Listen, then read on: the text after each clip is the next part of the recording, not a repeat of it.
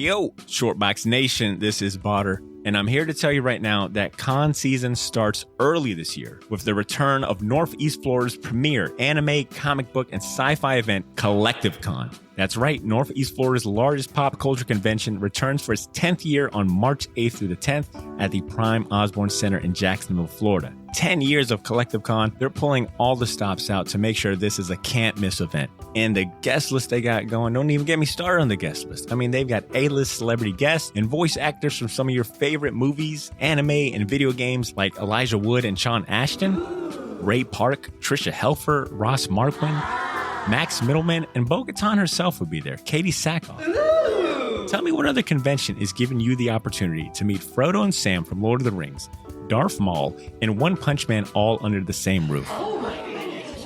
Only at Collective Con. And if you're looking to get some of your favorite comics signed, or if you want to get an original sketch from some of the best comic artists in the world, well, you're in luck, because there'll be plenty of comic and creator guests there, like DC comic artist extraordinaire Clay Mann, Harvey Award-nominated illustrator John Taylor Christopher, Marvel and DC cover artist Chris Stevens, and acclaimed Star Wars author Timothy Zahn. They'll all be at Collective Con this year. And if you're looking to bring the family, or if you want to make a weekend out of it, you're in luck, because there'll be so much going on at Collective Con that weekend in the form of vendors, fan panels, video game tournaments, cosplay contests, after parties, and a bunch of fan events. You can purchase single and 3-day weekend passes now using the link in this episode's show notes, or by going to collectivecon.com to book your tickets and hotel. Buy your tickets now, and I'll see you at Collective Con, March 8th through the 10th. Now let's start the show. Ladies and gentlemen, I present to you the Shortbox Podcast. The Shortbox Podcast is recorded live from Jacksonville, Florida.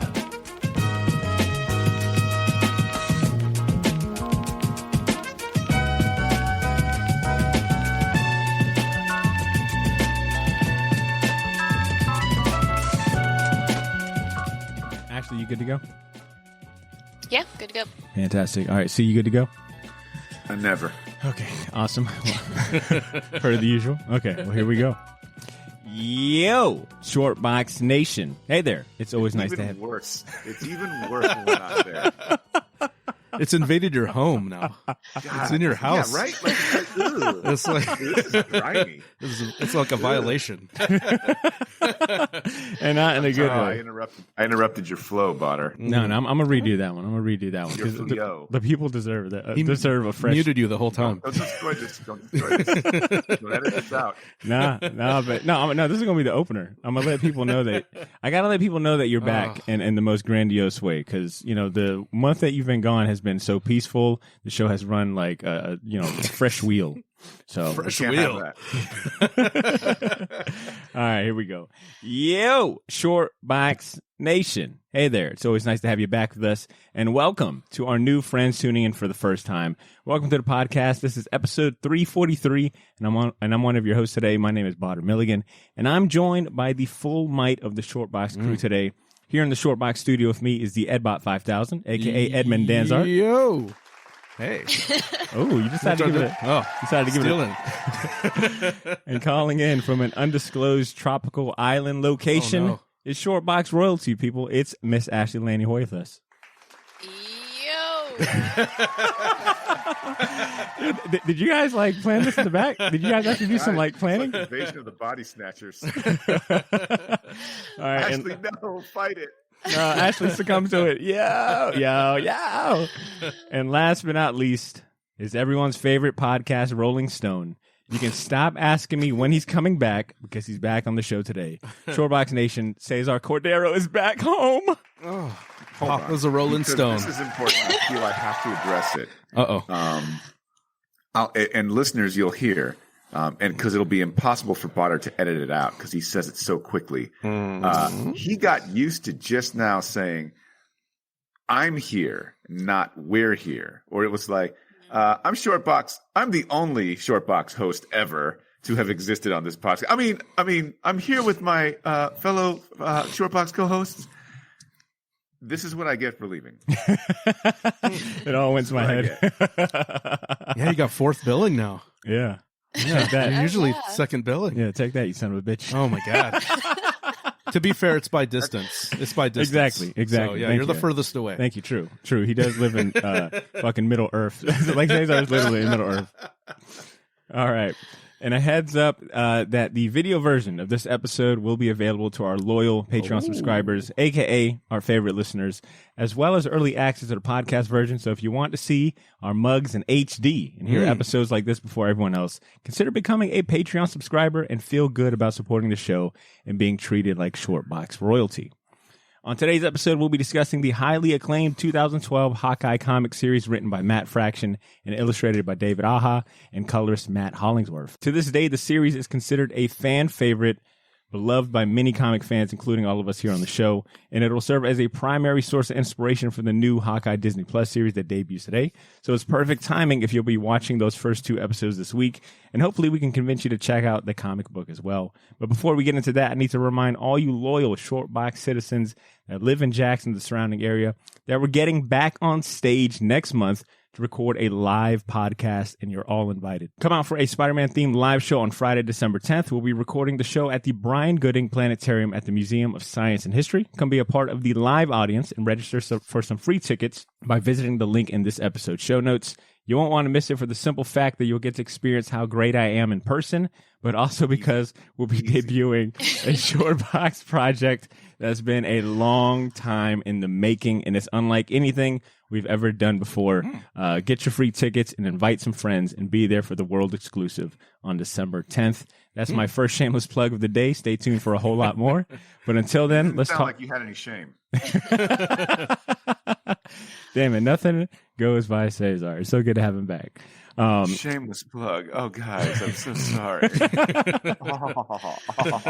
But until the next one, let's get to talking about the Avengers Ace Archer, or should I say Archers, considering that Clint Barton, who's played by Jeremy Renner in the show, is prominently joined by the young Avenger, Kate Bishop, throughout this comic series. She's being played by Haley Steinfeld in the show, and she is no slouch with a bow and arrow either. If you've never read the 2012 comic series by Matt Fraction and David Aja, all you need to know, and this applies to Hawkeye in general, in my opinion, is that Clint Barton became the greatest sharpshooter known to man, and he then joined the Avengers. And this comic series is about everything he does when he's not being an Avenger, like stopping a Russian tracksuit mafia from raising the rent on his apartment complex, stealing from robbers, robbing the robbers, and intercepting incriminating evidence from deadly criminal organizations. And I'm telling you, that's all you really need to know to jump into this masterpiece. That phrase, bro. Oh, hit it, bro. A lot of bros this episode. Forewarned. We are not Russian. We are a nondescript Slavic country because Marvel is pieces of shit. These cowards. Negative Eastern they European. Can't say Russian no more. This is cuddly Disney Marvel. Oh man! Even back in 2012, they were soft. Is what Cesar said. You know, I looked that up. Like I was like 2012. What was happening then? Oh, okay, right. We were just 4 years away from the acquisition of Marvel via Disney. And even then, you could kind of still see like they were pulling that same shit they tried to pull in the 60s with Johnny Blaze, where it was like, no, wait. He didn't talk to Satan. He talked to Mephisto. Dude, 70s Marvels was wild. Like, so they had Son of Satan next to Spider-Man, for God's sakes. Right. It's so crazy. And then it's like, that was like the drug-fueled era, though, of Marvel comics. Oh, for sure. Everyone was on something. I'm with Botter. They're Russian. Yeah. They're friggin' Russian. All day. They are Russian, bro. But like I said, that's all you really need to know before jumping into this masterpiece that Fraction and Aja treated all comic fans from 2012 to 2015. The entire 22-issue series is available to read on Marvel Unlimited, and it's probably free on library services like Hoopla, and you can always pick up the first couple of issues collected in a nice trade paperback, at your local comic shop. It's called Volume 1, My Life as a Weapon. I'm going to start with you, C. I'll start with you because you went well and above and beyond for this assignment. You had never read the series until now, and you actually finished all 22 issues. What? I might be asking the obvious, but what did you think about the series? I loved it. I think it's one of the best comics I've ever read. Yeah. Period. And it's just Marvel doing what Marvel does best. Making sure that your characters are interesting just as much in costume as they are outside of it. Yeah. So I think this started out to be 100% real talk. I had no real interest in reading this. Yeah, it's Hawkeye. Nobody. I was like, is interested in Hawkeye. right, exactly. Like, who gives a shit about Hawkeye, right? Like, they've tried so like, many all right, times. Here we go. So I read the first 2 issues, and next thing you know, I'm already like on issue 17 going, what the hell? Oh my God, where'd the time go? Like it was compelling. And, if you'll excuse the analogy or the metaphor, those first issues were basically the pulling of a bowstring, and I was off. Very poetic. Done. Like it went so quick. It's such a good read, and you don't have to be a comic book fan to enjoy it. So what's good about this, you don't have to know anything about really any of these characters. And true. Because they're so fully fleshed out and they're so likable, and the dialogue is so good. It's very accessible, and it's not like an Alan Moore dense script. It's fun. It's cinematic. It's a car chase scenes. It's a really, because I've had all the trades, but I haven't read it in a long time, and I reread it and I'm like, man, I forgot how great this was. Yeah. In layman's terms, listeners, this is amazing. That is how oh no. That is how we all felt about this. Ashley, there's I'm gonna go to you next. There's always a twinkle in your eyes every time we ever mention this series. Why is it one of your favorites, and how did it hold up on reread?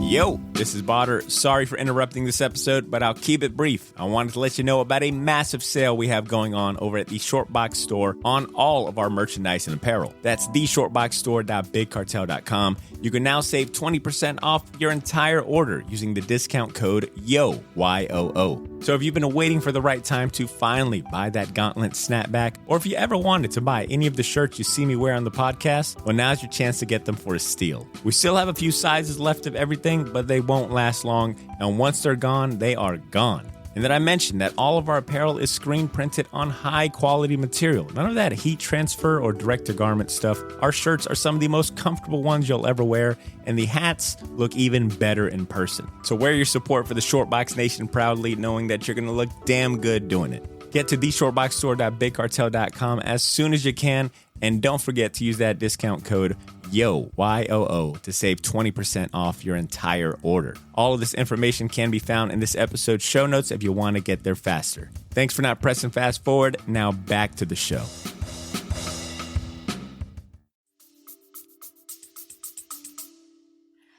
So I made it to, I think, like issue 17 on the reread, I was expecting to read like the first 4 or 5, and then I just couldn't stop, because it's like a TV show. Like, you go to sleep and then you wake up and you're like, I want more of it. So it's hard to put down, but it was one of those things where I was working at the comic shop when it came out, and everyone was so used to me being like, here, image, read all this. And then it was like Marvel, and everybody was like, really? Like, you want, you're recommending a Marvel title? And I was like, yeah, man, this is the fucking amazing. Yeah. When the bitter comic She's been bought out. Yeah. Shill. Disney shill. Yeah, when the bitter comic clerks recommend DC or Marvel, it's always like you perk your head, Bitter, yeah. Yeah. Oh yeah, I was bitter. I was too. 100%.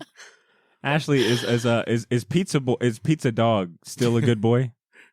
Oh my God, the greatest. Like, every time, like when I saw him in that trailer, I think my heart skipped a beat. I was so excited. Yeah, it's pretty awesome.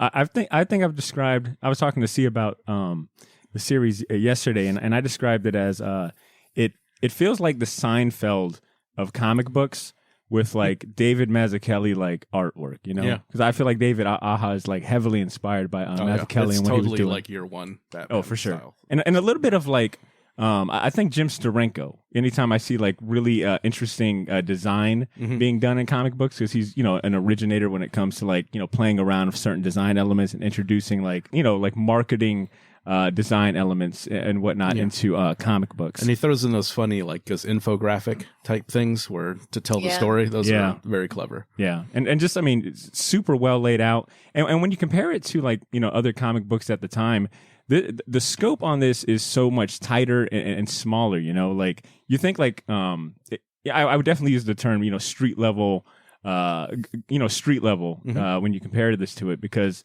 it's not a House of M, it's not a Civil War, it doesn't tie into any other big stories. The cameos are pretty limited. Like you're really getting to see a day in the life of Hawkeye, and all the villains are like gang leaders, like Kingpin. That weird creepy clown guy. Hammerhead, that's later. Hammerhead, the Owl, Tombstone. Yeah, Madam Mask, which is awesome to see. Yeah. Yep. Oh, And yeah. And the other element I really enjoy too is that they don't shy away that Clint Barton is just he's just a sharpshooter. I mean, he's the Earth's mightiest marksman, but at the end of the day, he don't got no superpowers. He doesn't have a healing factor. So when he gets beat up, it shows. He's got bandages on him. He's limping. He's going to the hospital. He's having to do his laundry and sort his trick arrows. So I really that was the detriment for me when I first started it. Like it was and I'll come back around to glorifying this comic. But when I initially started reading it, I was kind of like, ooh, don't do that. Don't show me how vulnerable he is physically, because it's only reinforcing how much I don't think he belongs on the Avengers. And then, I started thinking about context, right? I'm like, okay, am I reading this with the right context? Because I have had over 30 years of Marvel that basically the character of Hawkeye has 30 more years on top of that predates my experience with it. And what was Hawkeye in the comics before the X-Men had characters like Wolverine? Like what did he represent? He represented that same type of character that Logan was, which is funny because if you talk to old heads that like Marvel, they're all about the Avengers and don't give three shits about the X-Men. But you talk to people our age, Spider-Man, X-Men, that's our shit.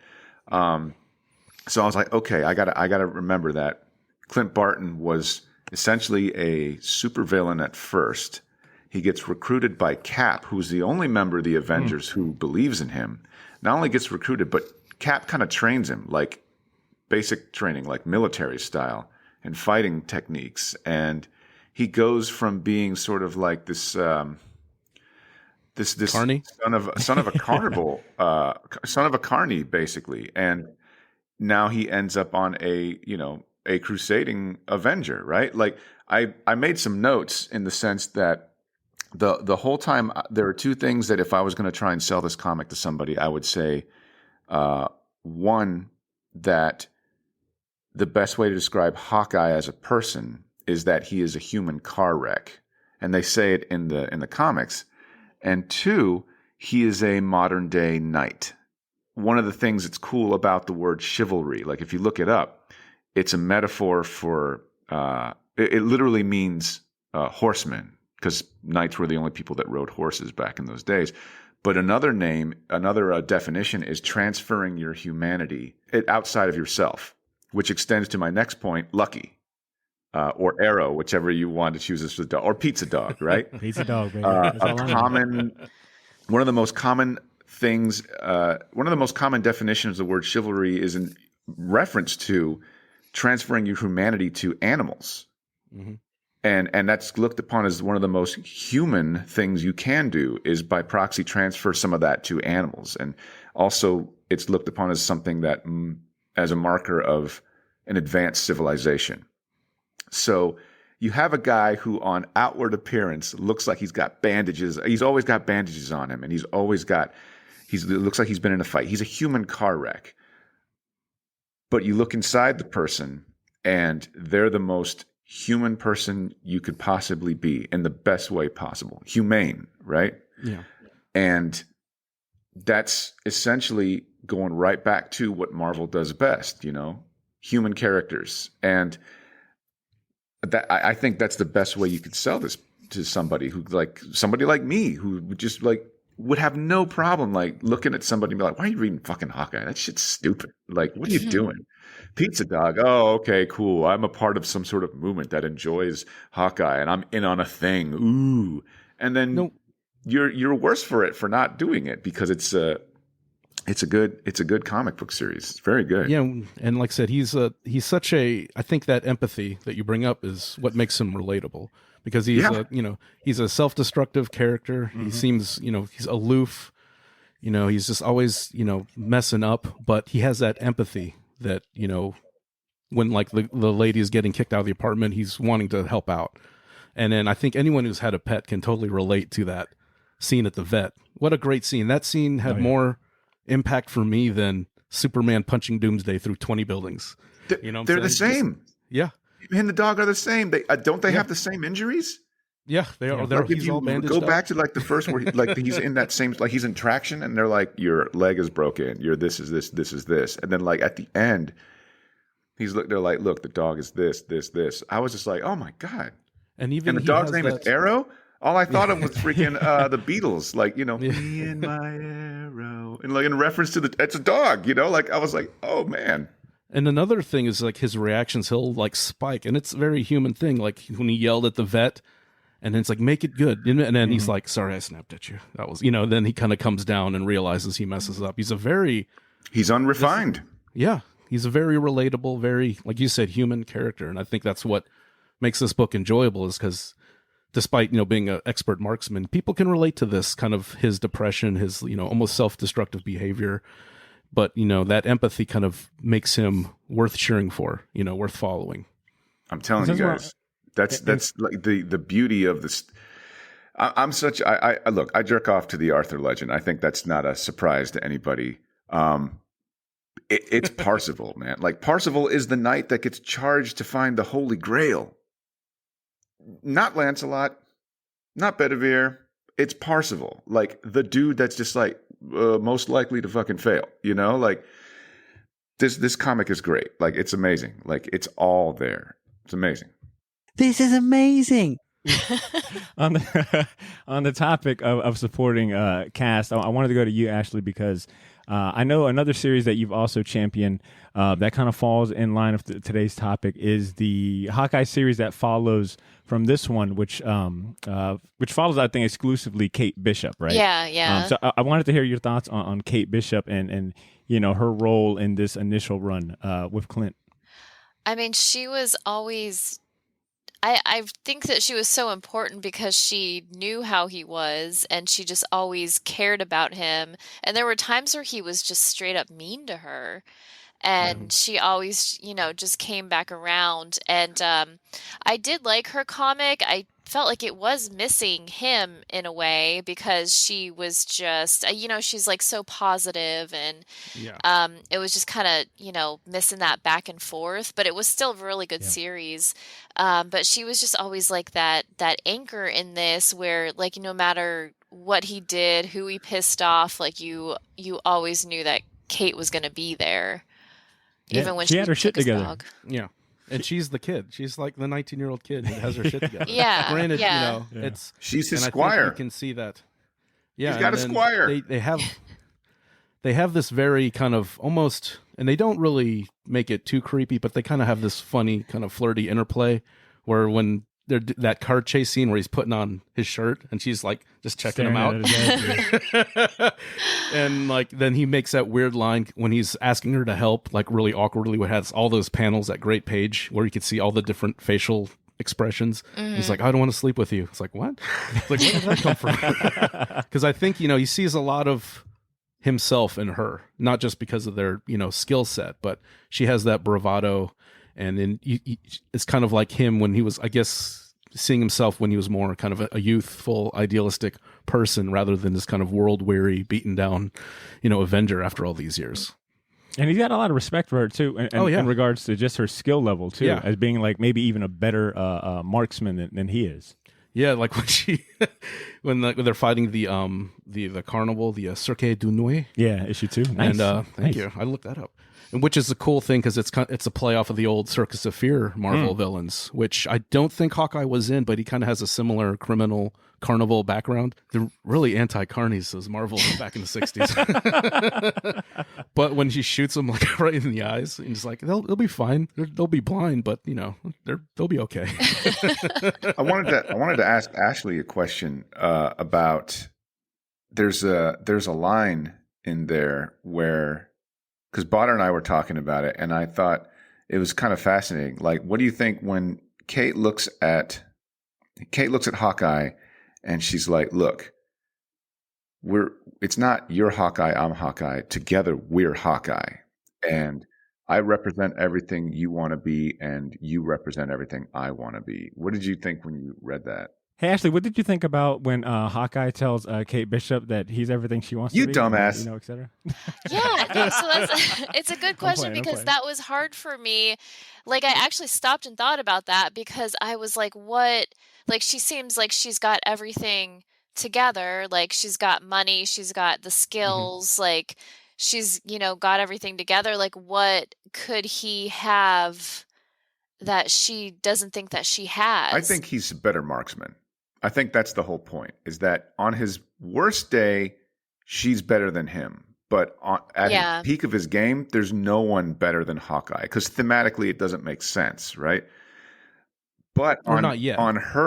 Even on her worst day, he still wishes he could be as put together as she is. Her life. Yeah, she's had some shit go down, but she didn't let it rattle her to the point where she probably had better role models, or maybe at least a mentor like him to kind of be like, oh shit, I don't want to end up like that.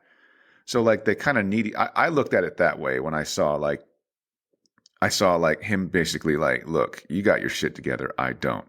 And she's like, yeah, you're the baddest in the game right now. And I could definitely learn a couple things from somebody who's been an Avenger, So we're Hawkeye for better or worse, And I think she has like that kind of where she doesn't falter. She has that bravado and almost like a overconfidence. Sure. That kind of gets her in trouble, But yeah, like I said, it's such a great pairing, and I think the dialogue is so well done. I haven't read a lot of Matt Fraction that's not world-ending, big epic things. So seeing this from him, it's like, man, this guy's great. I think you get a first taste of this type of Fraction from in his 2007 run with David Aja. They were doing Iron Fist together along with Matt Hollingsworth. True. Okay, and that one is granted, that's that one great series too. Yeah, it is. Granted, a little more grittier, and that's both story and visual. That has a more for sure, for sure. Yeah, right. And that has a more like magical element to it, for sure, because it's that whole But I think we got to see, and really, I think I enjoy Matt Fraction. When he's doing like long series and he can play with like characterization and like really showcasing personalities. Because if I'm not mistaken, he also did an Iron Man series. Whenever the first movie came out, that was fantastic. You are mistaken. Along with, Salvador LaRocca. Prove it. But I wanted to ask in regards to maybe a favorite issue or standout panels or pages that kind of come to mind, because Ed brought up issue 2 where they're fighting against the carnival villains, and it kind of goes back to what I was saying earlier, that this feels like the Seinfeld of comics, because for the most part, every issue is pretty much self-contained. Granted, I think issues 5 and 6 are like a two-parter, but there's some really fantastic self-contained issues throughout this series, and one that comes to mind for me is issue 3 where Hawkeye is going to go buy the car, and it's the fucking tracksuit Dracula, as he calls them, and all those Mini Coopers. Yeah, and it's a whole issue about his trick arrows, and instead of like it being some big brawl, with some no-name villain, it's like a really badass car chase scene. And it kind of goes back to what I was saying. It feels like Matt Fraction maybe subconsciously wrote this story with a movie in mind or a show in mind. For sure, dude. Absolutely. The car, it might as well have been Bullet with Steve McQueen. Like that 100% is everything the way that issue is laid out. The car chase. It's definitely any heist movie from the 60s. Right down to Hawkeye's uniform and the bullseye he wears. It's a fucking Who shirt. I mean, it's kind of like on the nose, right? Like the fashion is so 60s inspired. To include Mockingbird's her little beehive or knowledge bump that she has. And knowledge bump. Even well, even like Madame Mask, such like a Bond villain, for sure. Type of character. They're in Madripoor. It's 100% like Madripoor James Bond mission. I I love that he gets beat up. He gets like his shit stolen in Madripoor. Like he becomes a failed cabbie. It's like do you remember? Did you see The Simpsons where Homer goes to New York and like everybody steals? It's kind of like that, where like the pigeon steals a sandwich, nothing like the cop steals his wallet. Yeah, it's great. It's great. Actually, I have a guess in mind what might be your favorite issue from the series, but I want to hear you say it. What's your favorite issue from the series? It's, I mean, clearly the pizza dog one. That one's mine too. I mean, Isn't just issue 11. I don't know. I read like within last night and this morning. I read through like 16, 17. The no dialogue where it's basically his point of view. Yeah, it is. Yeah, that's And then, cool but it's just kills me. Like they pick out little words that like Pizza Dog can understand, and then there's that one panel where it just says "good boy" and he's like smiling, and you just like feel it in your heart. Oh God! Like how often does a comic just make you feel like that? Hell, it had me laughing. So I think every issue. You love human misery. Of course. No, I was laughing at the actual comic. Right? Death. Am I William Defoe Green Goblin? Clint. No, but like, just I mean, anytime Clint is interacting with the tracksuit mafia and the shit he just calls them, I think he calls them one of them like he's like, "Hey, Red October," and that shit just threw me for a loop, man. Like I think every issue just has such good interactions and writing. Yeah, I love how he brings stuff back, like the like with the boomerang arrow. Yeah, it's like who needs a good boomerang callbacks. arrow? And then he does a callback. And there's another funny one later where she dresses up like Madame Mask. And Madame Mask is tied up with a mask on. When I'm like, what the hell? And then they replay and they go back and like address that when she's, when she takes off to L.A. and she's at the pool, and like I said, you could have looked. It's like you could have looked, and you would have been caught. It's like, well, I respect people's boundaries. I wanted to spend some time on David Aja because I wanted to highlight how his layout and how he draws action sequences is so easy to follow, and I feel like it is very friendly to new readers. Like you can follow along, but it doesn't insult like your intelligence. Like you can clearly tell like there is a certain level of execution that goes into this, and like craft that goes into How it. many comic book artists insult your intelligence with their layout, Potter?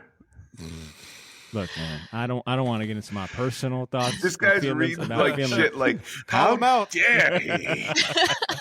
Just alienate people. Well, yeah, look, alienate possible future guests. All right, well, look, there was this one comic by this fucking no-name Cesar Cordero dude that I read, insulting my Potter intelligence. reading shit from the 90s like, Ron Friends, how dare you?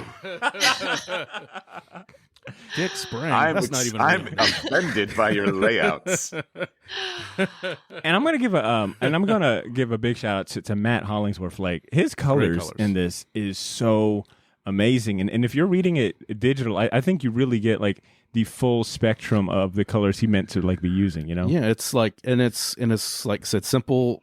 I always say deceptively simple a lot, but pretty simple line work compared to not overly rendered.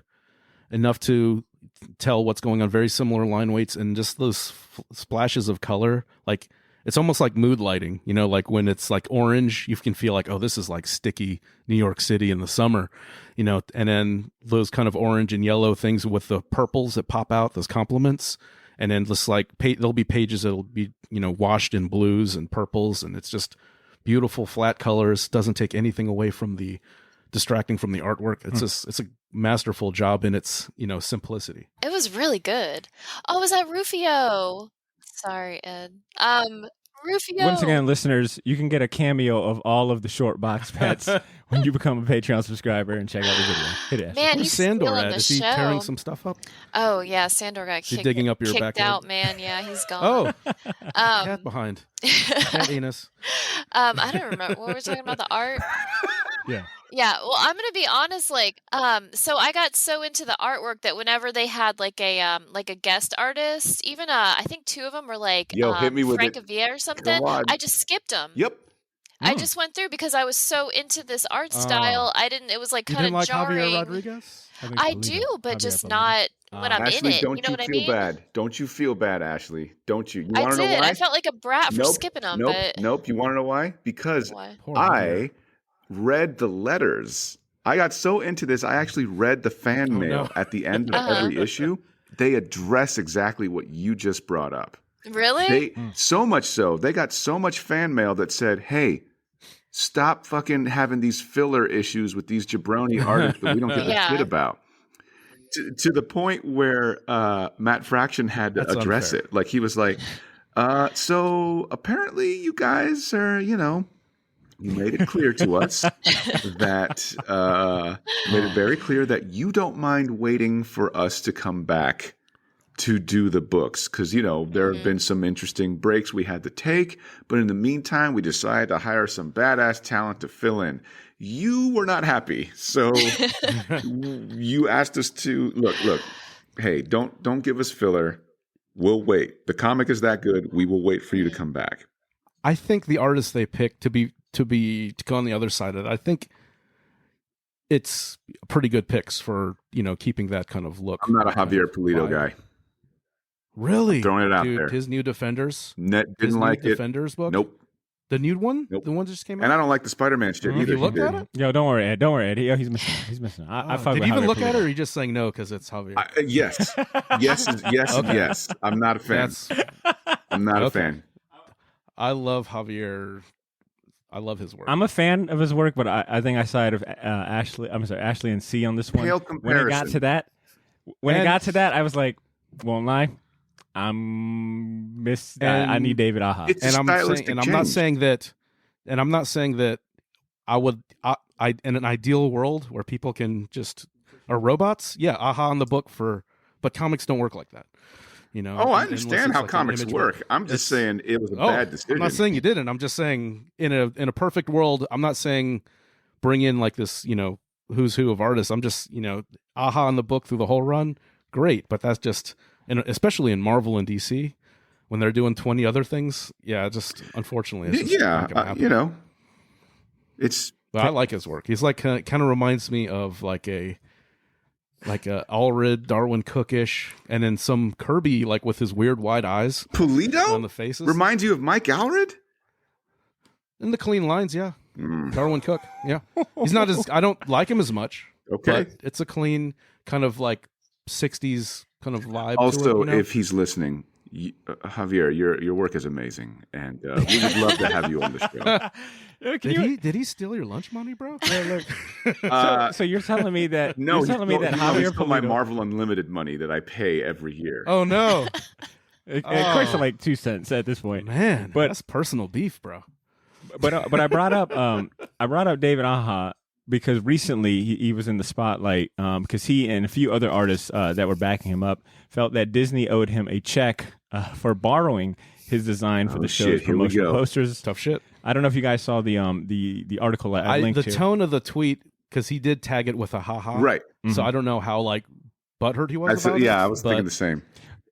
But I think as more people started pointing out, like, wow, these Hawkeye Disney Plus posters look just like the comic book. So can Target sue David Aja for taking their logo? The design elements, this is a Warhol thing. The guy that made the Campbell's can, tough shit. The guy that did the Liechtenstein stuff, tough shit.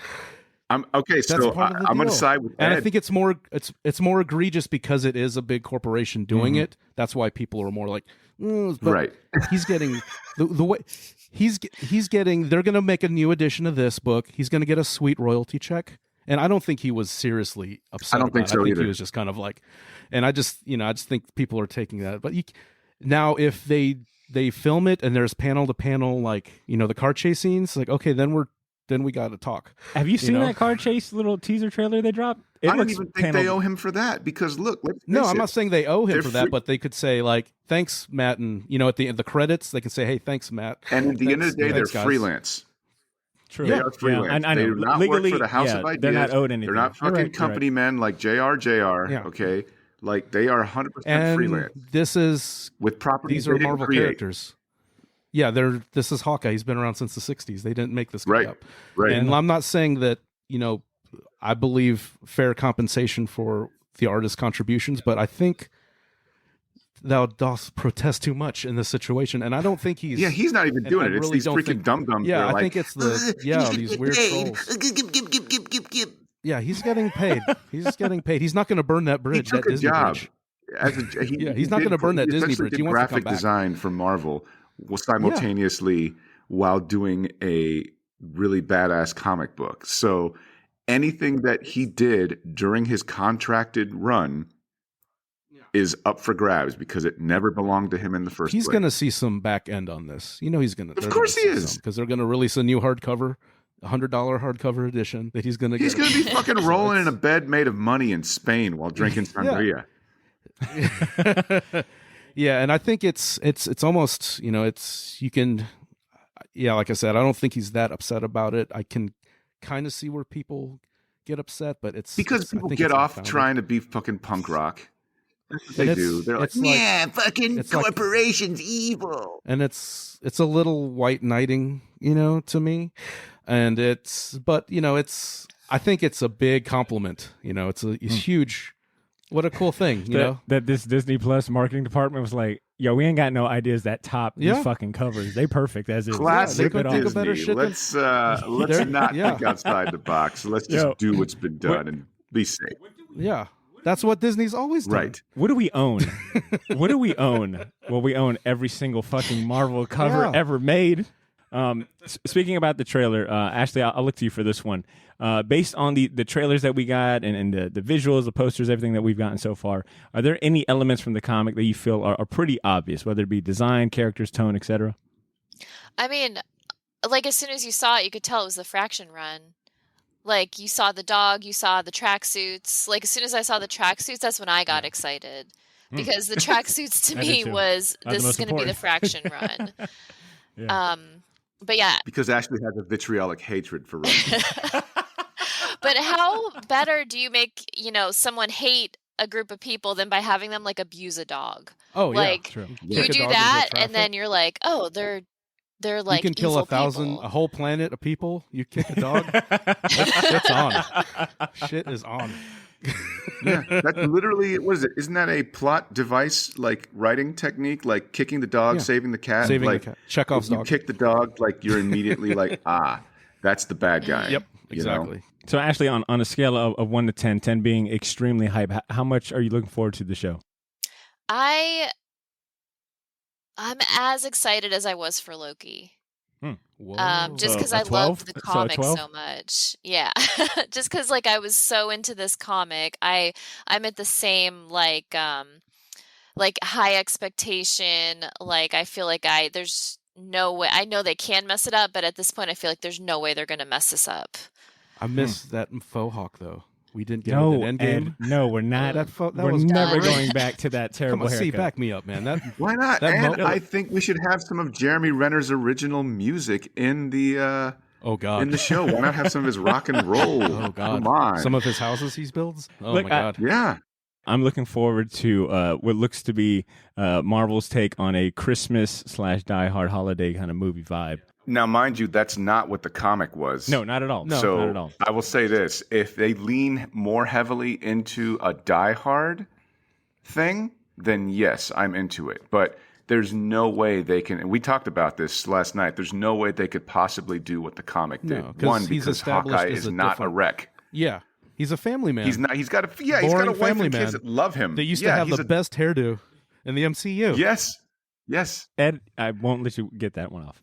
But to C's point, he's probably got the best fashion. life. He's got the best life out of everyone in the MCU. It's like, bro, what are you doing here? Yeah. What are you doing here? But this is when his family got snapped, so he may have went crazy. But yeah, it's maybe. Are you sure? Because his hair's not glorious and awesome. I know his hair is not beautiful. I know. His hair is Thank not you. Beautiful. Someone sees what I'm seeing. Well, hold on. I got to pull up the cast, but it looks like this show will explain why he became Ronin, because you do got is it Aliqua Cox? Is that her name?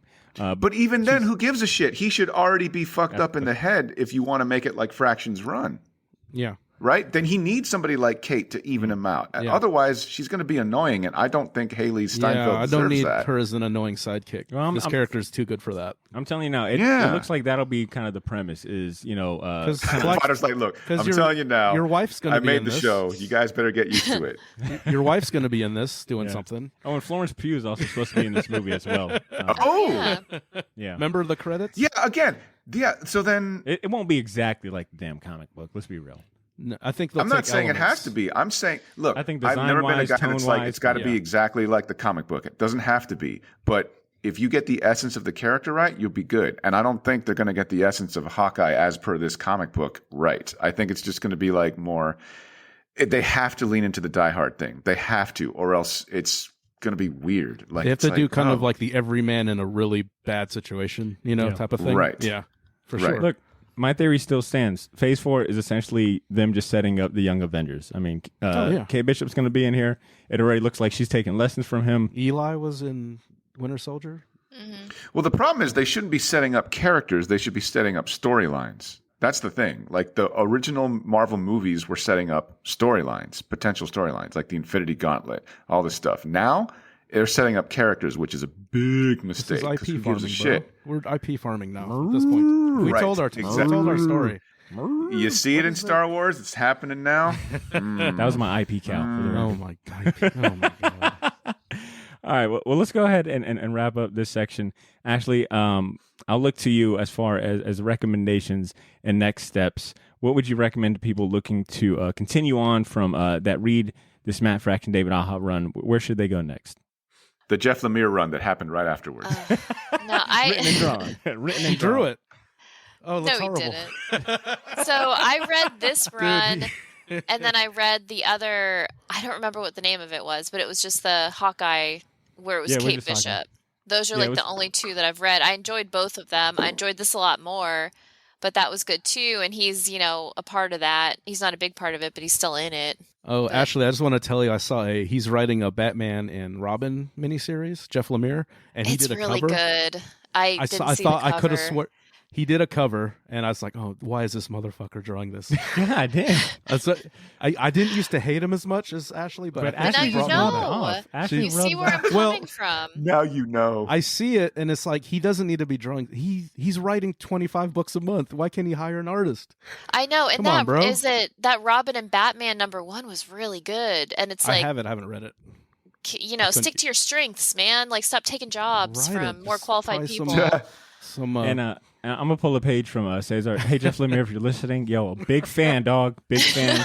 hey, Come on the show. Ash, does it make you mad he has gallery representation? Because he does.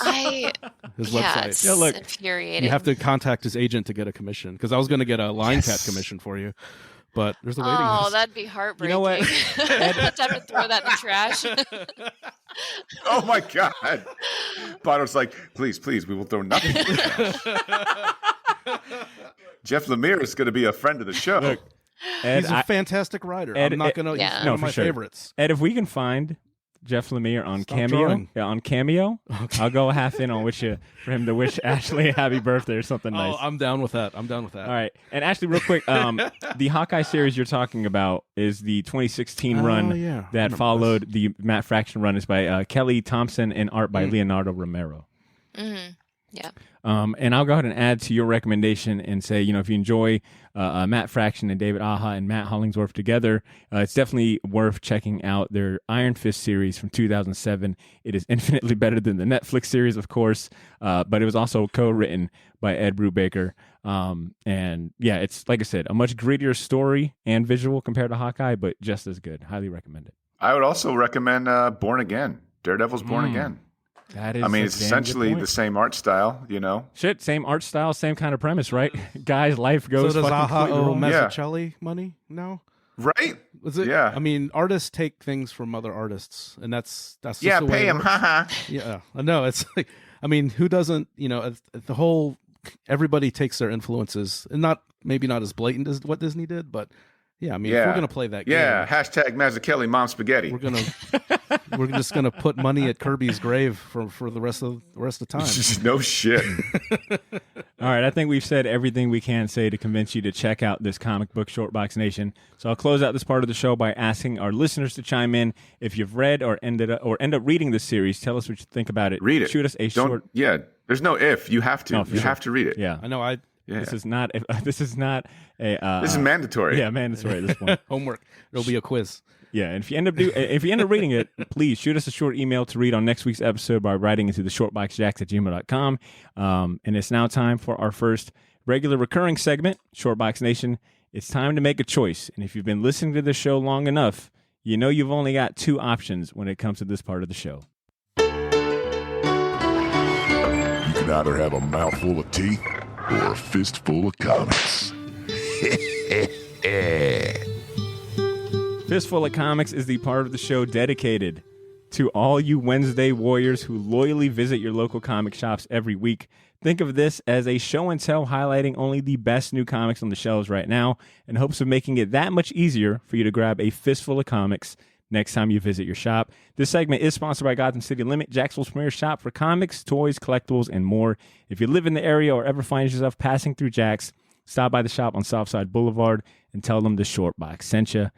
See, it's been a minute since we heard from you, and you blew up my phone all morning talking about this comic book, so I want to give you the stage to talk about your new comic book spotlight for the week. What could it be? I know, right? This is the last time it's happening. Where's the drum roll? Where's the drum roll? Final. That's it. You want a drum That's roll? surprising. You don't got a drum roll? Oh, no, I got one. Oh, there we go. Yeah. It's the last time it's going to be Immortal Hulk, guys. Immortal Hulk. It's over. It's done with. Issue number 50 dropped, I think, a month ago. But it's such a titanic issue that it's quadrupled the size. It's mind-boggling. Botter actually was nice enough to get me a copy, and it looks like a damn trade. Yeah, it's like a small trade favorite. That thing is thick. It's a thick boy. It's ridiculous. But if you guys haven't been reading Immortal Hulk, that is the freaking largest mic drop ever. No one will ever write the Hulk or draw it as good as Ewing and Bennett, sadly. I'm going to freaking mic drop it there. Nobody. Because if you try to follow this, it's not going to work. I'm sorry, Ryan Otley. Oh. I know that you're next on deck with Hulk number 1. Oh, wow. I'm telling you right now. What a great you pick. Can't. That, I like Ryan Otley a lot. Yeah, Don't get me wrong, but this comic, Jesus Christ, man, they just man. Oh. I'm gonna say something that's kind of spoilery. So it's gonna be like, I'm gonna say 10 seconds. Okay, starting from right now. Hulk basically calls out the one below and says, "Who the fuck are you a Hulk of?" And then God shows up. Whoa. So God's Hulk is the one below. So the one above all basically is like, yeah, I have a Hulk too. Fucking awesome. All right. Damn. Wait, God shows up. Dude, this shit is so esoteric and weird and metaphysical. The whole thing could be a metaphor for the book of Job, which is interesting because if you know your ancient mythology, Job is the oldest book of the Bible. It predates Genesis by hundreds of years, and it's almost and it's interesting in the sense that it has no inference that there's an afterlife, which is why if you read the book of Job, at the end of it, Job's family that gets killed, he basically gets more wives and more kids, and that's not to say that hey, more wives, more kids is a good thing. It's a thematic way of showing hey, you get everything restored to you in this life because you don't know there's going to be one later.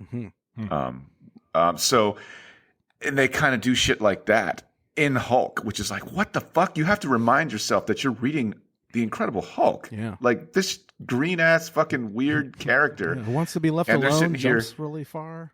Right. Not a real Yeah. Where's deep purple character. shorts? Yeah. Like you read this and now they're tapping into different esoteric ideas cool. of, like Jungian psychology and horror and David Cronenberg references left and right. Like they nailed it. Like if you could take a orange juice concentrate, those little cans you find, and just mainline that shit without adding any water, that is what Immortal Hulk is. All right. Like it is fantastic. It is chef's kiss good. So it's the last time I get the champion / Fistful of Comics, anything Immortal Hulk related. So I figured that's it. Okay. Good pick. Ladies and gentlemen, Cesar Cordero's back. Wow. Yeah. All right. And since we're on the topic of the best new comic books, I asked our good friend Ben Kingsbury, the owner of Gotham City Limit Comic Shop, to chime in with a list of his top 3 new comics either starting or coming out next month. Let's cue up the music and see what's got him hyped this week. For starters, he's got Cowboy Bebop #1 on this list. It comes from Titan Comics. It's based on the new Netflix live action adaptation of the original anime. Ben reminds us to check out all the variant covers available for this one. #2 on this list is Noctera Special One Shot. It's coming out from Image Comics December 22nd. And Ben's comments for this one is, want to know the origin of the most terrifying creature in space? Well, here it is. Noctera Special One Shot comes from writer Scott Snyder and artist Tony Daniel. So this is their creator owned comic book series that's been out for a little bit. Tony Daniel. That's a blast from the past. Yeah. Yes. So all the jokes you make about Scott Snyder loving monsters and him being really on the nose about it, take all of that and imagine what it would be like. And that's not a slight on Scott Snyder. I enjoy his shit, and I'm sure you do too. Yeah, he's great. I take all of that and just picture it done with much more panache and symbolism, and with gore out the wazoo. Was for Noctera? No, I think I'm talking about Immortal Hulk. Oh. Sorry. Okay. Man, you're still talking about it. Okay. Gary loves it. We're in a different segment. We're talking about it still. I can't stop talking about it. Same segment. This credit. Oh, okay. All right, and look, in lieu of a third option, Wow. This next mention is for all you Wednesday warriors living in Jax and the surrounding area. Wednesday is local comic shop day, and Gotham City Limit will have exclusive covers and pre-Black Friday sales going on during normal business hours, and then they'll follow it up with a killer Black Friday sale. Ben doesn't give too many details just yet because it's still a little early, but he's been telling people the last 2 weeks that Black Friday at the Limit is not to be missed. It'll be the best deals you could possibly get anywhere. And he sent me a He-Man gif and wrote, "I have the power" in all caps with like 700 exclamation points, because that's how awesome this Black Friday sale is supposed to be. So, and if there's one thing Ben is exceptionally good at, in addition to running a damn good comic shop, is giving amazing deals and discounts on comics. So swing by Gotham City Limit this week if you live in Jax, or visit their website, GothamCityLimit.com, to shop online. They got a whole bunch of like store and shop exclusives that you can pick up. So give those recommendations a shot next time you visit a comic shop, or next time that you're in the mood looking for something new to read. We're going to go on a short music break before we get into our last segments of the show. I've got some music from DJ Crumbs to share with you this week, and we'll be right back with some listener emails. Don't go nowhere. Enjoy the music.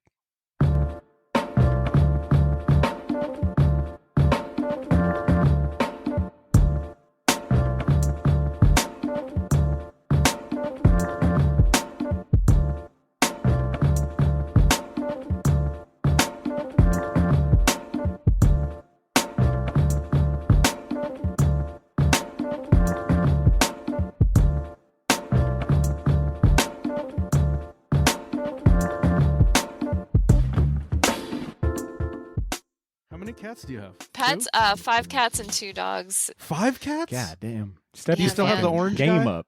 The crazy orange No, guy? he passed away. I have a foster cat. You want another cat, Ed? I'm fine with Jack. He's pooping everywhere because he's old.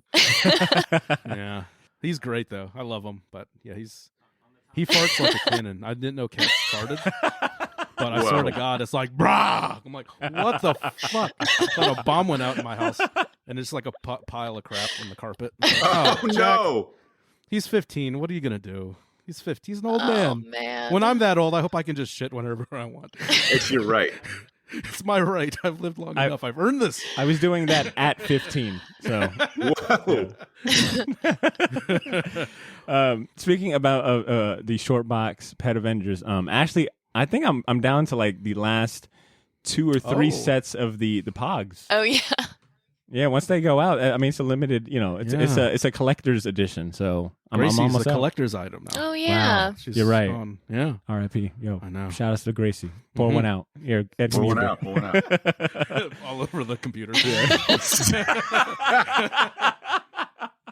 You idiot.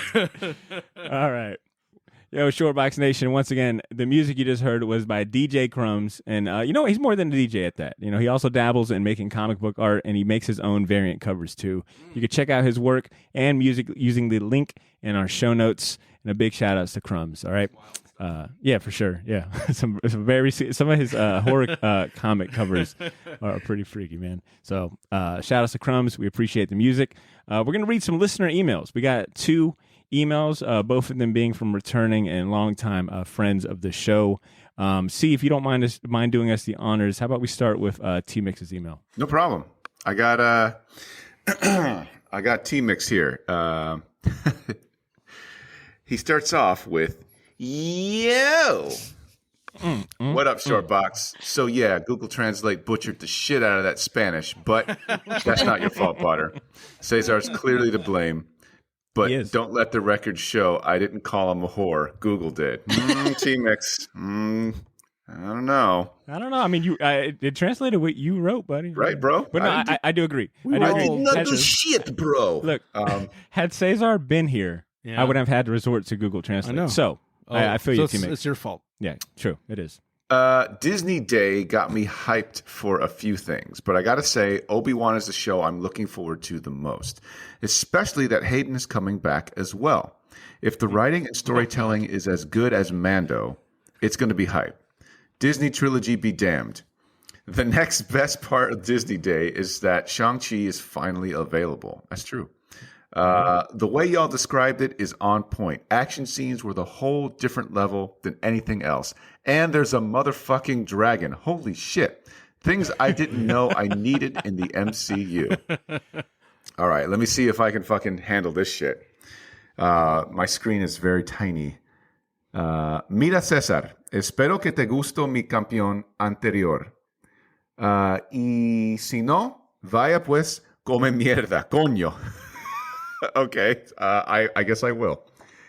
Well, don't leave us hanging. What the hell does it mean? So he said, hey, C, I hope you like my champion. If not, well, then get the hell out of here. Come mierda, that's kind of like a Cuban weird way of saying like, yeah, you dumbass or asshole. But it could also mean like, hey, that's my homie. I think other Spanish-speaking cultures share that tradition as well. So like, maybe you're his dumbass homie. Hey, I think I am at this point, and I would be honored, T-Mix, if that's what I am to you. But yeah, mira, César, que espero que te gusta que mi campeón, y si no, vaya pues come mierda, coño. Coño is kind of like fuck.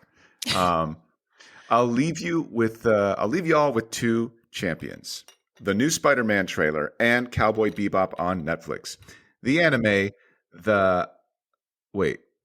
anime, not that live action show. Damn. Oh man. Oh man, that's great. Okay, and then he's gonna hate my champion. No, I was going to say. Oh shit. Well, then I might as well. I'm with him on that one as well. John Cho is old as fuck. Hasta la próxima, putos y Ashley. T-Mix. So he's basically saying, until next time, fuckers and Ashley. I appreciate that. T-Mix. Yeah, we were bitches and she wasn't last week. Yeah, I'm starting to get tired of the exclusion. All right, stop being a sexist, Ashley. T-Mix. Don't be sexist to Ashley. All right, appreciate the email, T-Mix. That was good. And we got one more from our buddy David Morales. He sent it in right before the deadline. So all right, so his is titled interesting. With Thanksgiving upon us, I'd like to thank the crew for bringing us hilarious and compelling content week after week. I'm also grateful for the bonus Patreon episodes with my boy Drew. This week, I'm championing the one and only EdBot 5000. Oh, I mean, yay! Oh, Jesus! Yay! Sorry, yay! It's controversial. Ed's work is amazing at a glance. But Ed, don't get in the way of him praising you. Ed's work is amazing at a glance, but you can't truly appreciate it to the fullest unless you see it in person. I'm absolutely in love with his recent Blade Runner piece, Joy. If you love art and you love comics, which you obviously do, then you would be a fool not own a piece of his work. A damn fool. Listeners, give him your fucking money. Hear, hear. Checks in the mail, for my next champion, I'm encouraging folks to listen to Shortbox episode 270, My Mando. Throwback. Wow, so this is interesting. That's a throwback. Spotify auto-played it for me, and I finished listening to last week's episode. It's chock full of Botter blunders. Ashley's undying love for Baby Yoda, pre-Chipmunks, and C's passionate rant over the non-existent Snyder's cut.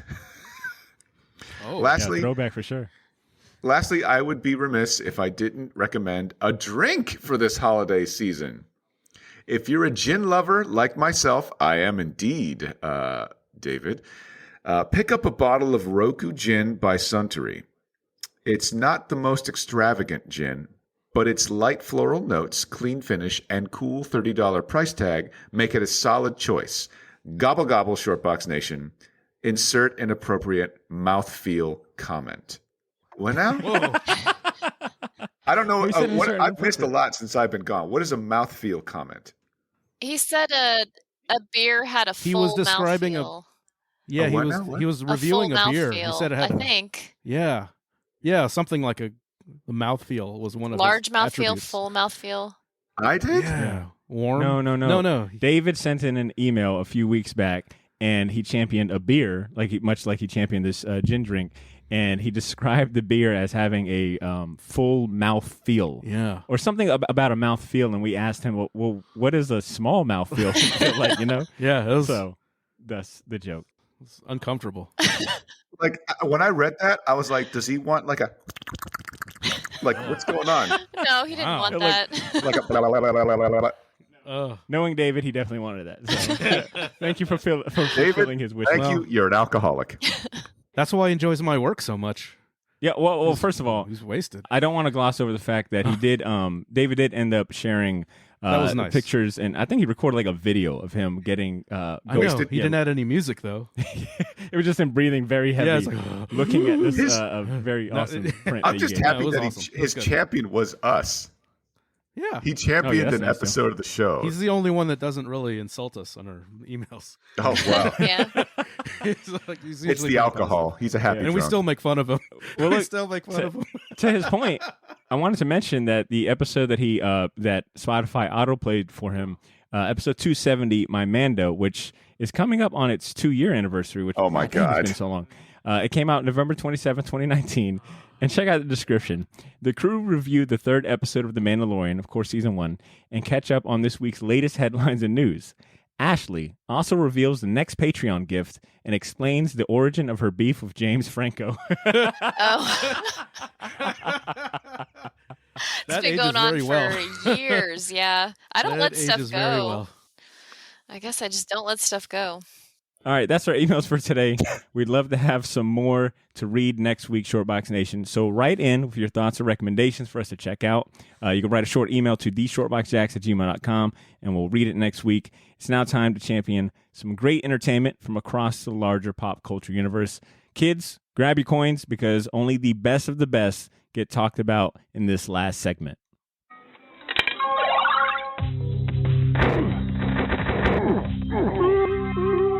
Champion Season. Champion Season is the part of the show where we highlight other worthwhile entertainment and recommendations that we feel deserves your attention. These could be much more than the comics, but include movie picks, TV series, books, or video games, and really anything else we're hyped on this week. This segment is brought to you by Black Hive Tattoo, Jacksonville's premier appointment-only custom tattoo studio. If you're searching for a group of talented artists who will work with you to bring your comic culture ideas to life, look no further. Go to blackhivetatattoo.com and sign up for their newsletter to find out when they're taking new project requests. Ed, I'm going to start with you, man. How about you kick us off? What are you going to champion today? Oh, my God. Okay. Well, I'm going to champion, since you disparaged my pal, Javier Rodriguez. I love that Ed had it ready in the tuck. These motherfuckers don't know what's going to hit him. Immortal Hulk's very own Al Ewing and Javier Rodriguez are doing a new Defenders. I think it's on issue 3. And it is a fun book. Javier has, even if you didn't like his work in Hawkeye, he has leveled up tremendously. This is a really fun comic. The layout is, you're going to hate this, see. Will Eisner-esque. Hold on. Will Rodriguez Eisner-esque. or Pulido? Said you hated Javier Rodriguez. Those are different artists, sir. Yeah, Javier Pulido is the one that, yeah. Oh, Yeah, that's You were what talking about him. That's what I'm trying to tell you. I was like, fuck that guy. Yeah. Yeah. Yes. That's what I'm trying to tell you. I was I like, thought you were talking about Javier Rodriguez. No. So I was like shocked. No. Oh. Yeah, different different guy. Latino. Polito? yeah, Javier Polito. Yeah, that guy's a piece of shit. Well, damn, I mean, he's not that bad. I mean, Jesus Christ. No, Get him. I don't. Yo, he's not that bad. Oh, my bad. Okay. I was like, man, I was like, really threw me off. Okay. Hold on. Let me look up Javier Rodriguez's artwork. Defenders. It's Defenders. I think it's the first he's like the first replacement in the Hawkeye. See, you hate everything. You're not going to like it. Trust me. Oh, yeah, you're right. He does kind of have a Mike Allred style. See? Yeah, I was like, man, that was man. It was unconscious. I was like, man. No, you don't were discredit my my taste by saying I hate everything. That's a fucking gaslighting. Yeah, it's not. All right? It's not. Which is what Potter's things. MO is. He likes to gaslight people. Look. Wow. I was just heard that my two favorite old guys on the show were butting heads over. No one's butting the heads. wrong- Gaslighting again. Gaslighting over again. the wrong. We Yo, I can couldn't play be it back. cooler. All right, We could not be Look, cooler. the episode. We could not be cooler. He's trying to divide and conquer. See? I know what he's doing. I know what he's doing. He's got us all on Zoom in different places. Right. Whatever. What I'm doing y'all a favor. Vonner gets off on the comic book panels the way this is set up because he's like, it looks like a comic. That is an unhealthy love of comic book. I'm gonna go talk to my therapist. That is sick. That is sick.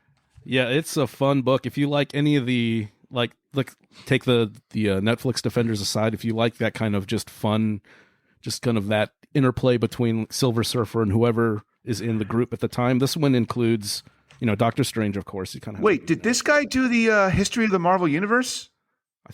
No, that was Mark. No, actually, it might have been him. He didn't do anything that had to do with that. No, I think you're right. Hold up, the history of the Marvel Universe.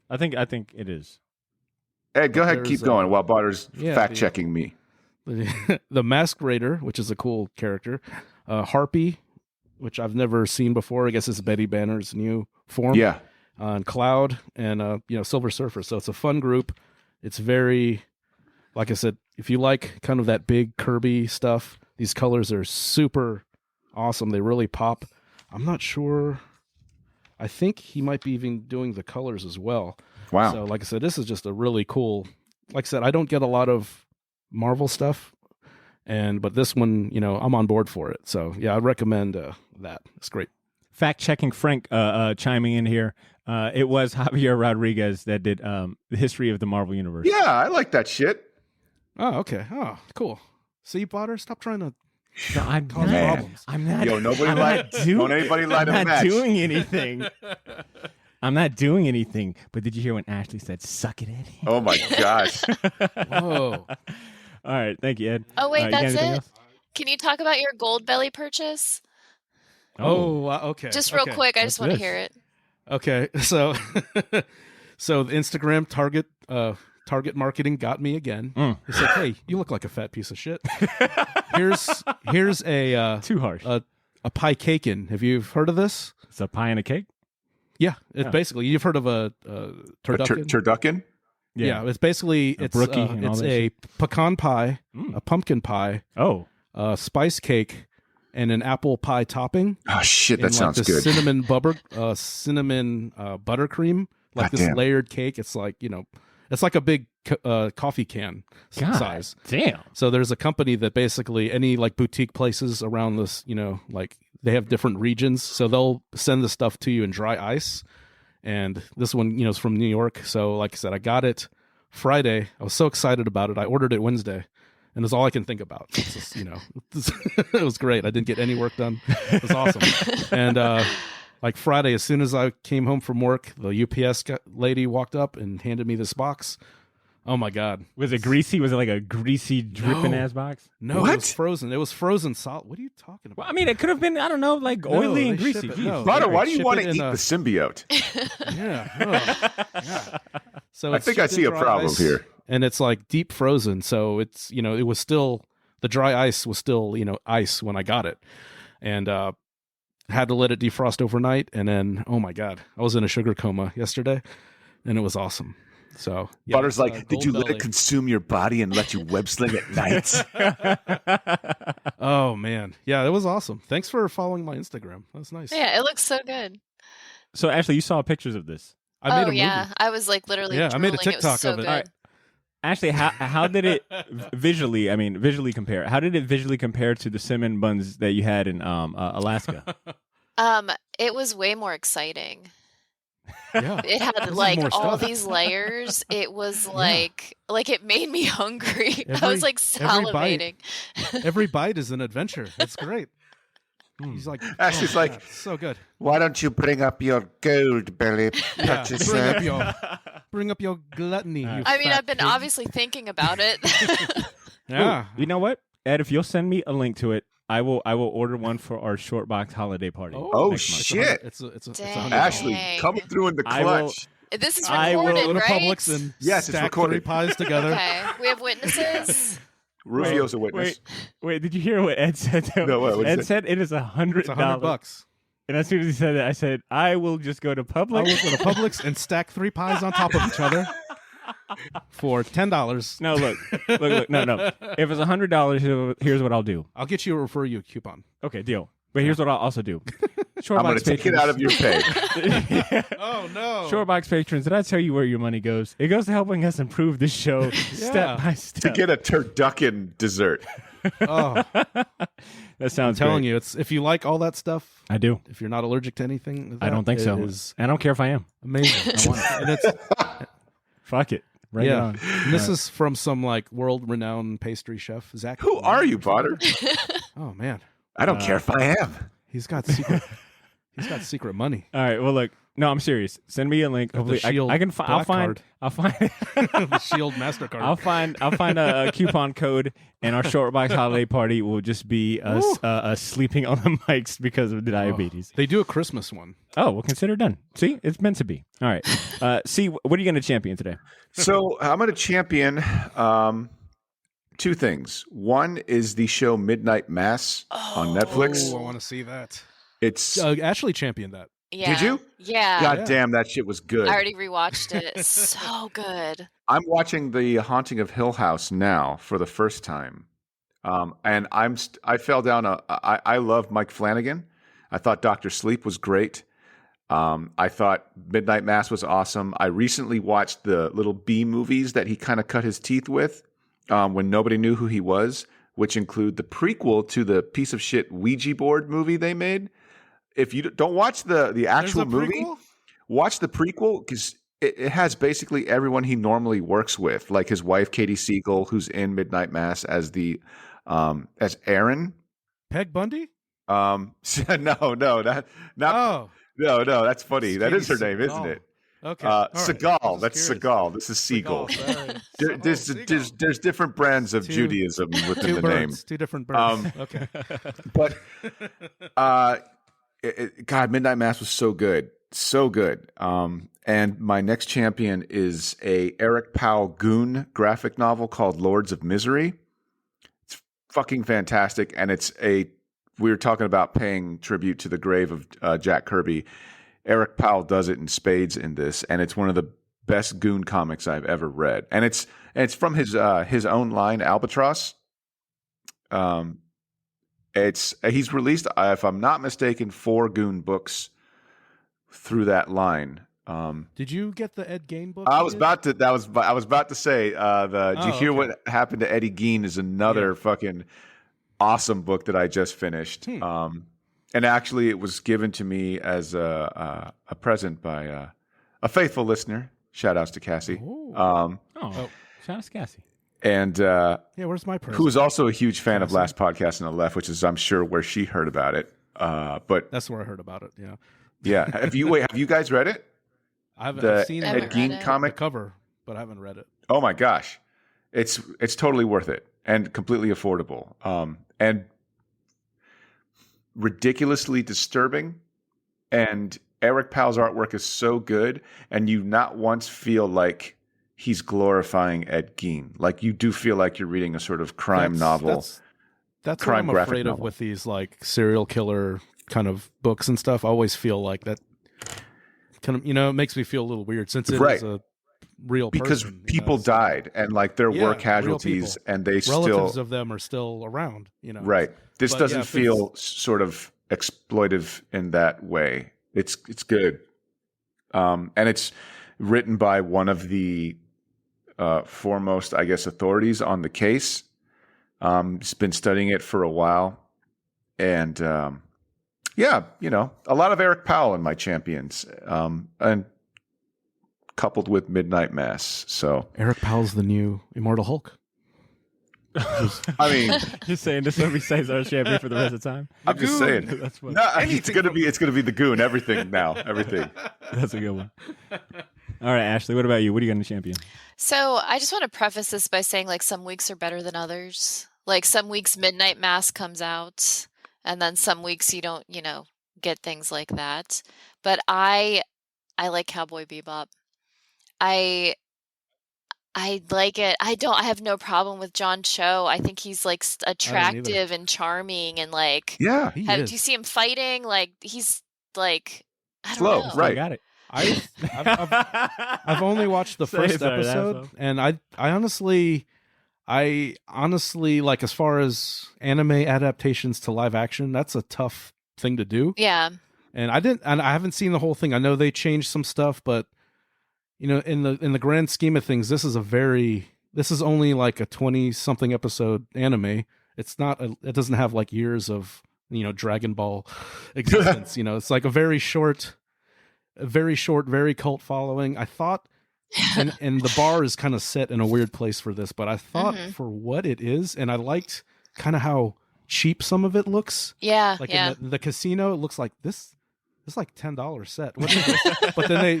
But then they blow out the space where they shoot the disruptor, and it blows where all a hole the budget through the wall. is. Like, and it like zooms out to like this space casino, like this really cheesy looking like Atlantic City space casino. It's like a big like a roulette wheel. It's like, this is fun, and I thought the first episode is fun, and the weirdest complaints I've read is of Faye's outfit not being like the anime. It's like, okay, first of all, there's physics involved that you don't just... There's like the suspenders up her butt for the whole... Yeah, and like fight. Get him, Ashley. Get him. And to those people, there's a million cosplayers that are in that outfit posing. Yeah. Because you can't move in that outfit. You're going to explode out of that outfit if you try to fight or do a roll on the ground. So I think I like the characters. Like I said, I've only seen the first episode, but I kind of like it. It has that campy kind of Western, schlocky with a little noir, that kind of weird mishmash of, but some people like really have their sacred cows, that you can't do anything different. It has to be like this, or you don't do anything, don't do another version of what this is. And it doesn't have that place for me, so I didn't mind it, but I can see diehards not liking it, but I thought it was pretty well done for what, and they kept the theme song. The music's so good. I'm like 4 in, and they have made some weird decisions. Like, I'm not going to lie, there were some weird decisions, but Jet's awesome. Yeah, and he sounds just like him. Yeah, and it's like, I like the chemistry. Like, some of the other actors kind of like really ham it up, but I think the main cast, I like a lot their interactions. I like Faye. I mean, the first episode was basically like an episode of the show where they first meet Faye, and I think it's the kind of, sci-fi, like it's got that retro future, like they're still wearing headphones, and there's, it's still like old kind of analog technology in this future. Everything has a used, kind of that George Lucas used future look, where everything looks like it's been used, it's not brand new right out of the... Well, maybe you should pay me for it. Pay me. I'm George Lucas. Pay me for I don't have enough money. I don't have enough. I need more money. I forgot that this new program lets people call in. Yeah, wow. Thanks. Yeah, welcome to the show, George. I'm joking. It was a joke. I've got one thing to champion today, and that is The Harder They Fall. It came out on Netflix about a month ago. It stars a whole bunch of talent like Idris Elba, Zazie Beetz, Jonathan Majors, Regina King, Lakeith Stanfield, and that's just the top 5. What up, Rufio? And Sorry, that's just Rufio. The top. It's not like your pick. No. Rufio's chiming in. okay. That's how excited he is. He's but that's hungry. just like the top 5 actors that first come up. But it's a Western that's unique due to its all-black principal cast. It's a fictional film, but its characters are based on real-life cowboys, lawmen, and outlaws of the 19th century. Elba plays the role of Rufus Buck, who's an outlaw that killed the parents of Jonathan Major's characters, Nat Love, when he was very young. So the movie follows Nat Love and his gang's journey for revenge upon Rufus's release from prison. It opens up, in my opinion, with a bang, excuse the pun, but it gets a little slow and I think predictable in the middle, but by the end, and when you hit like the twist at the end, I think it quickly like reignites your attention. It leaves you wanting more scenes of Elba and Majors in a major way. Once again, excuse the pun. And it quickly adds a lot of dimensions to the story by then. So even if it's just a little too late, but the settings, costume design, the action scenes, and historical context are all engaging. Even if I found like the soundtrack that they were using a little distracting.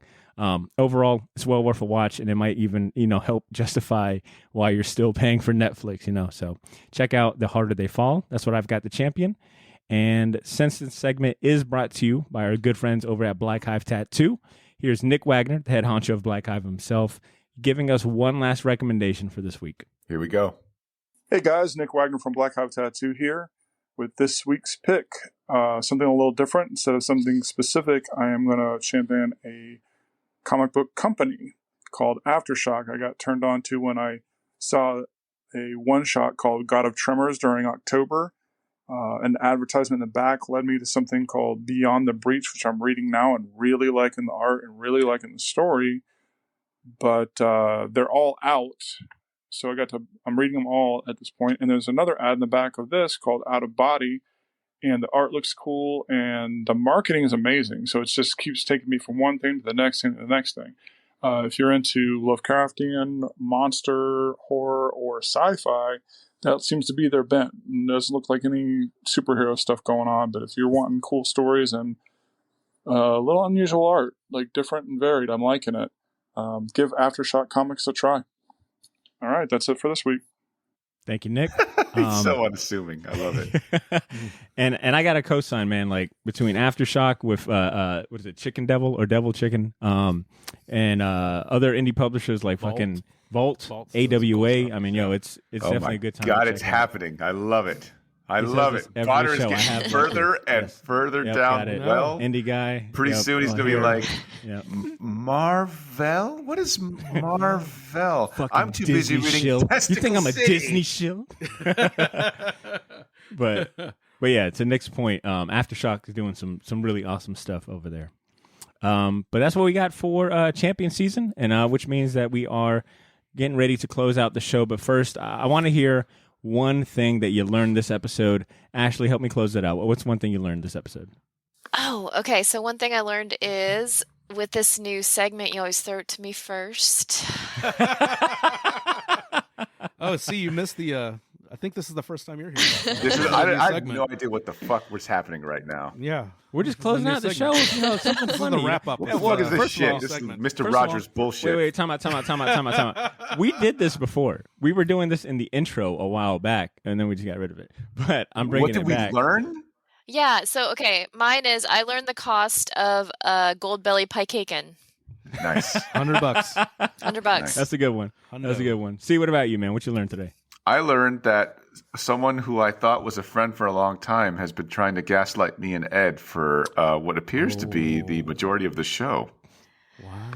Well, I'm definitely going to cut that out. So Cesar, as you can tell, listener, Cesar didn't want to partake. It was you. Oh, you fell for that trap. You son of a bitch. I always fall for it. Ed, what about you, man? What you learned today? I learned that C really likes Immortal Hulk. That's bullshit. Everybody knows that. No, I didn't know that neither. And I'm glad that you're onto that too. Out of left field. All right. I did learn today that, and this is more so from the Hawkeye research, but Matt Fraction had said in an interview that when he got the assignment for Hawkeye, he felt like Marvel was trying to send him a message of either like, "Hey, we're trying to get you out of here," oh no, or make you quit. Because he's like, when someone gives you Hawkeye, who at that time is a fucking worse than being fired, Z-list character. Well, hold on, like to your point, Potter. There's been how many solo books? 4? 4 times they tried to give Hawkeye a solo book. Yeah, he was the West Coast Avengers. He was ahead of that. They Yo, didn't do that. real quick to quote Cesar. Yo, I didn't even give West Coast Avengers a fucking shot. What makes you think I'm gonna give Hawkeye a shot? I love that. But that's how Matt Fraction felt. He was like, "Damn, I just did Iron Fist, and you guys are giving me, Hawkeye of all things." But it turned out to work out in his favor. So that's something I learned, that Matt Fraction took a questionable assignment and made fucking gold with it.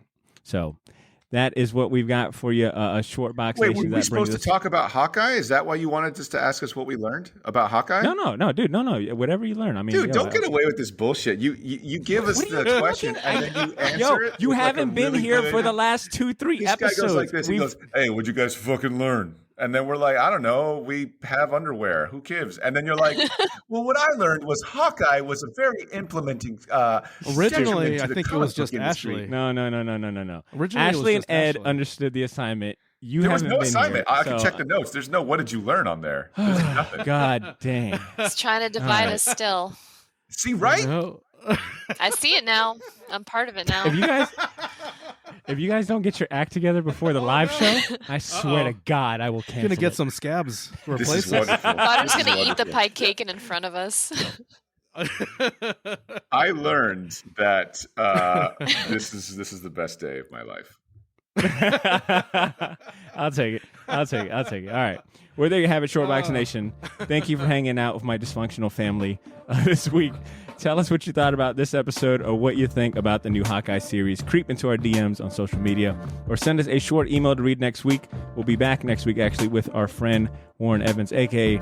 Bart of Darkness, for a fun side episode dedicated to The Simpsons comic superhero Radioactive Man. That episode will drop in a week or two, but if that's too long for you to wait, become a Patreon subscriber. Stop being cheap. Get access to more episodes and bonus content like our spin-off podcast series, Pilot's License. If you love classic comic book cartoons and animated shows as much as we do, this series is for you. Our latest episode was about Batman Beyond. And not only that, but we could use your help buying this fucking cake for the party or whatnot. Yo, support the cake. That's the Kickstarter. Support our gluttony or excess. # do it for the cake. Go to patreon.com/theshortbox and sign up, or just click the link in our show notes. In the meantime, stay up to date with what we got going on by following us on social media.